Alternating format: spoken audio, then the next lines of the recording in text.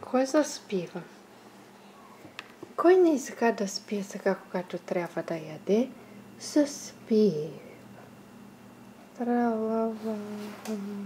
Детето заспива. Дай да извадим и другата ръчичка. Хайде, мам, дай да извадим другата ръчичка. Да.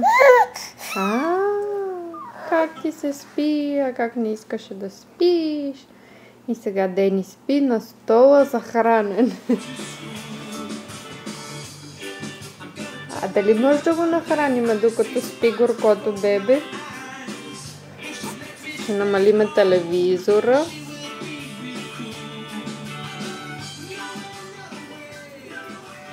На който свират детски песнички. А нашия Дени си спи. И 5 пари не дава.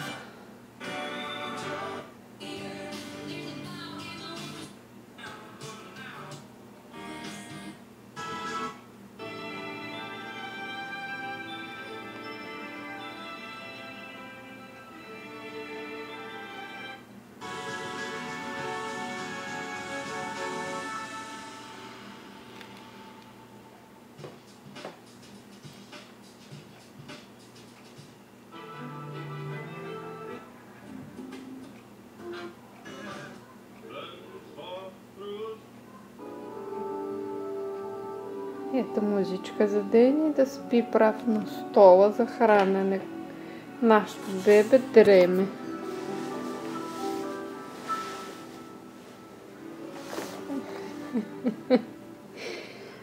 Ще кажат, че майка му го мъчи, а той измъчи майка си преди това, не искаше да спи, а му се спеше. Я сега видим дали ще хапнеме.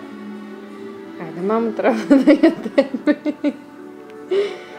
А не да спиме, душицо златна.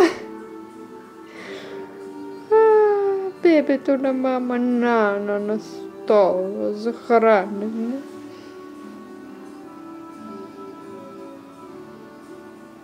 Дени! Айде, ще го слагаме в краватчето да спинка, защото то направо си заспа на стола.